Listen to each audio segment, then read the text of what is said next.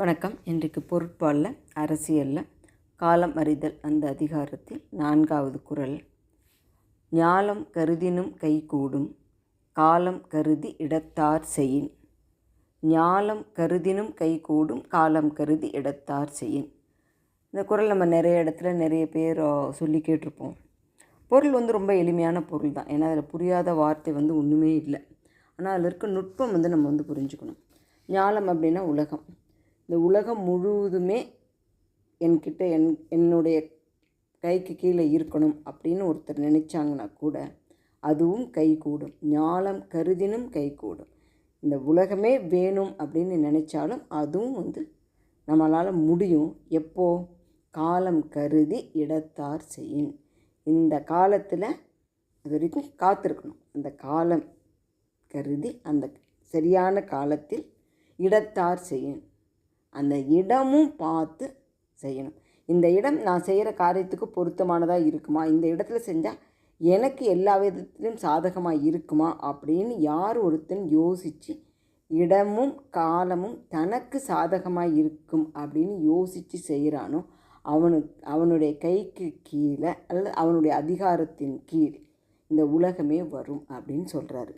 அதாவது இந்த ஒரு குறளில் ஒரு நுட்பம் உண்டு. என்ன? அதாவது இந்த இடம் அப்படிங்கிறது, இடனறிதல் அப்படிங்கிறது அடுத்த அதிகாரத்தில் தான் வருது. சரிங்களா? இதில் என்ன சொல்கிறாரு, இதுக்கு முந்தின அதிகாரம் இருக்குது இல்லைங்களா, வலியறிதல். அந்த வலியறிதலையும் இதில் சேர்த்துறாரு.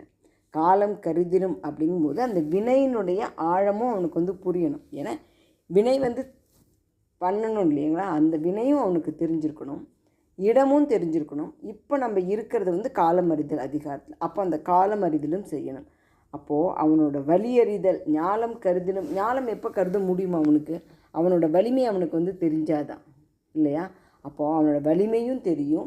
அடுத்து வரப்போகிற அடுத்த அதிகாரத்தில் வரத்து இடத்தையும் பார்த்து இப்போ இருக்க காலத்தையும் பார்த்து அந்த செயலை அவன் முடிவு செய்யணும். அப்படிங்கிறதுனால இந்த மாதிரி ஒரு தொலைநோக்கு பார்வைக்கு சிங்க நோக்கு அப்படின்னு சொல்கிறாங்க. அந்த ஒரு தன்மை, அந்த தொலைநோக்கு பார்வை முற்காலம், பிற்காலம், இப்போ இருக்க காலம், இந்த மூன்றையும் யோசித்து செய்கின்ற அந்த ஆற்றல் இருந்தது அப்படின்னா இந்த உலகத்தையே அவன் கைக்குள்ளே கொண்டு வந்துடலாம் அப்படின்னு சொல்கிறாரு. இதை நம்ம சுவாமிஜி ரொம்ப அழகான வார்த்தை என்ன சொல்வார்? திரிகால ஞானம் அப்படின்னு எல்லாரும் சொல்கிறாங்க. அது ஒன்றும் பெரிய பிரம்ம வித்தையில் உங்கள் எல்லாருக்கும் ரொம்ப எளிதாக புரியக்கூடியது தான். முற்கால அனுபவம், தற்கால சூழ்நிலை, நாளைய விளைவு, இந்த மூணையும் யோசித்து ஒரு காரியம் செஞ்சீங்க அப்படின்னா அதுதான் திரிகால ஞானம் அப்படிம்பார். அதுதான் இங்கேயும் சொல்கிறேன். அந்த மாதிரி அந்த பார்வை எல்லா பக்கமும் பார்க்கக்கூடிய ஒரு படர்ந்த பார்வைன்னு சொல்கிறோம் இல்லையா, அப்படிப்பட்ட பார்வைக்கு சிங்க நோக்கு அப்படின்னு சொல்கிறாங்க. அதனால் நம்ம எல்லார்கிட்டையும் அந்த ஆற்றல் இருக்குது. நமக்கு தேவை எல்லாம் கொஞ்சம் சிந்தனை திறன் தான்.